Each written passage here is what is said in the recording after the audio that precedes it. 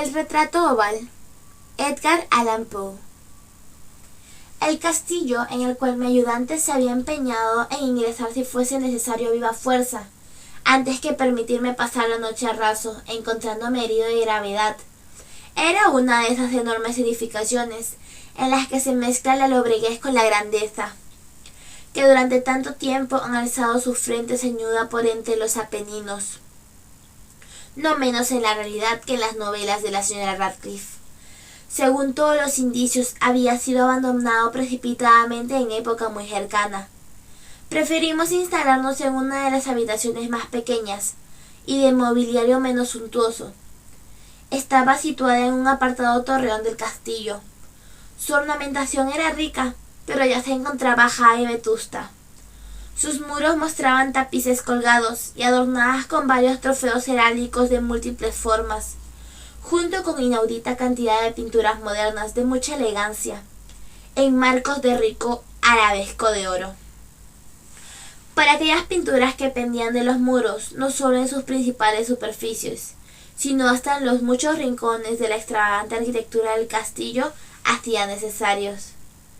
Por aquellas pinturas, digo, mi delirio incipiente tal vez había despertado en mí profundo interés, de manera que ordené a Pedro cerrar los macizos postigos de la habitación, pues que ya era la noche, que encendiese las bujías de un gran candelabro que se alzaba junto a la cabecera de mi lecho, y que corriese de par en par las cortinas guarnecidas de flecos de negro terciopelo, que envolvían también la cama.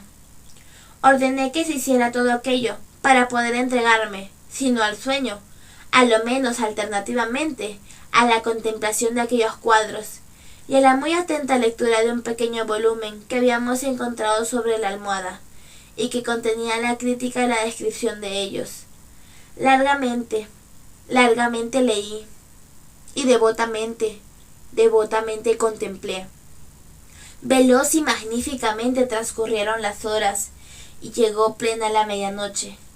La posición del candelabro no me complacía, y alargando mi mano con dificultad, por no despertar a mi adormecido asistente, lo coloqué de tal manera que sus rayos cayesen más de lleno sobre el libro. Pero aquella acción causó un efecto totalmente inesperado.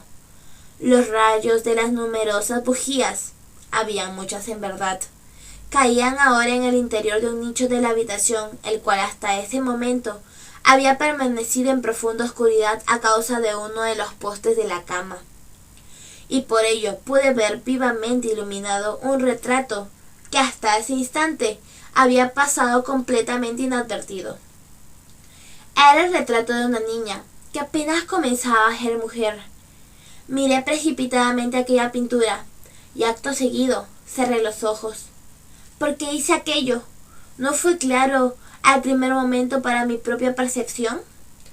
Pero mientras mis párpados quedaban cerrados de aquella manera, examiné en mi espíritu las razones que había tenido para cerrarlos. Había sido un movimiento impulsivo para ganar tiempo de pensar, para asegurarme que no era un engaño de mi visión, para tranquilizar y dominar mi fantasía y dedicarme a una contemplación más juiciosa y veraz.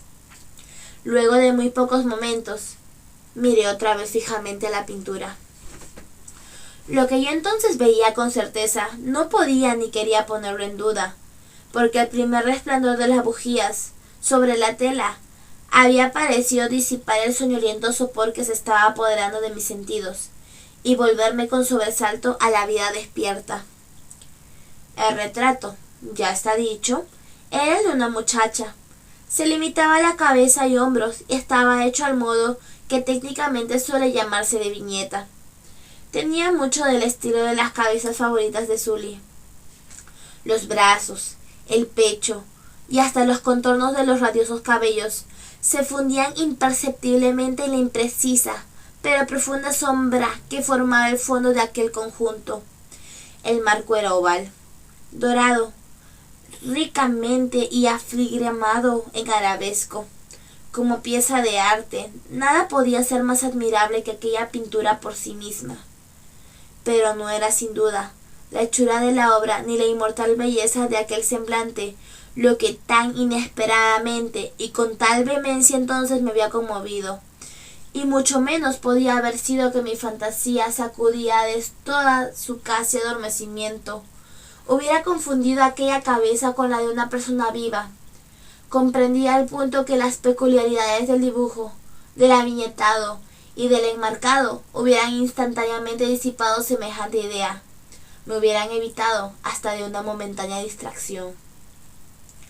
Meditando con seriedad acerca de todo aquello, permanecí tal vez durante 1 hora, medio sentado, medio reclinado, con la vista fija en aquel retrato. Al final, complacido de haber acertado el verdadero secreto del efecto que producía, me acosté completamente de espaldas en el lecho.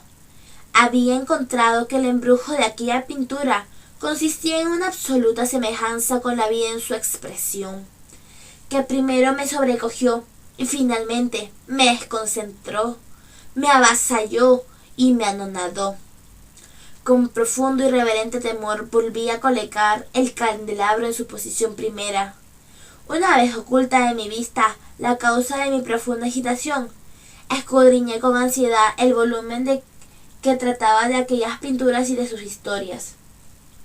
Repasé las hojas hasta encontrar el número que designaba el retrato oval, y allí leí las imprecisas y primorosas palabras que siguen. Era una doncella de singularísima belleza, y no menos gentil que llena de alegría. Pero trágica fue la hora en que ella vio y amó y se casó con el pintor. Él, apasionado, estudioso, austero, tenía ya una esposa en su arte.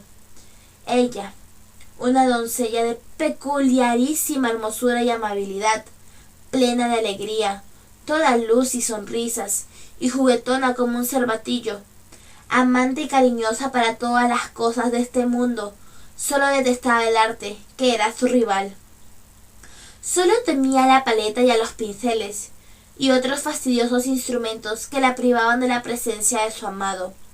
Fue, pues, cosa terrible para aquella dama escuchar hablar al pintor de su deseo de retratar también a su joven esposa. Pero ella era dócil y humilde, y permaneció obedientemente sentada durante muchas semanas en la umbrosa y elevada habitación de la torre, donde la luz caía sobre el lienzo, solo desde arriba. Pero el pintor, cobró sumo apego en su obra, que iba adelantando hora por hora y día por día. Y él era un hombre apasionado, y vehemente, y caprichoso, que se perdía siempre en fantasías de tal modo que no quería percibir cómo aquella luz, que se derramaba tan lúgubremente en aquella solitaria torre, marchitaba la salud y el ánimo de su esposa, a quien todos veían consumirse, menos él. Y sin embargo, ella no cesaba de sonreír, sin quejarse nunca, porque veía que el pintor, quien gozaba de alto renombre, hallaba un ferviente, abrasador placer en su tarea, y se afanaba de día y de noche en pintar a la que tanto lo amaba, y que cada día se iba consumiendo más y enflaqueciendo. Y, la verdad sea dicha, algunos que contemplaron el retrato hablaron de su parecido en cortas palabras, como de una vigorosa maravilla, y la demostración no sólo del talento del pintor, sino de su amor profundo por aquella a quien pintaba de modo tan excelso. Pero así al final, cuando la obra se acercaba más a su culminación, ya no se permitía a nadie en la torre, porque el pintor se había trastornado con el ardor de su tarea, y raramente quitaba los ojos del lienzo, ni ya siquiera para mirar el rostro de su esposa, y no quería ver cómo los colores que esparcía en la tela eran arrancados de las mejillas de la que estaba sentada junto a él. Y cuando hubieron pasado muchas semanas más, y quedaba ya muy poco por hacer, salvo una pincelada sobre la boca y un toque en los ojos, el espíritu de la señora vaciló al mismo tiempo como la llama en la concavidad de una lámpara. Y luego la pincelada fue puesta. Y luego el toque fue dado, y por el momento el pintor se quedó helado delante de la obra que acababa de trabajar. Pero en un momento inmediato, mientras todavía estaba contemplando, se puso tembloroso y muy pálido y despavorido, y gritando con alta voz: Esto realmente la vida misma. Volvió bruscamente los ojos hacia Amada, pero ésta ya estaba muerta.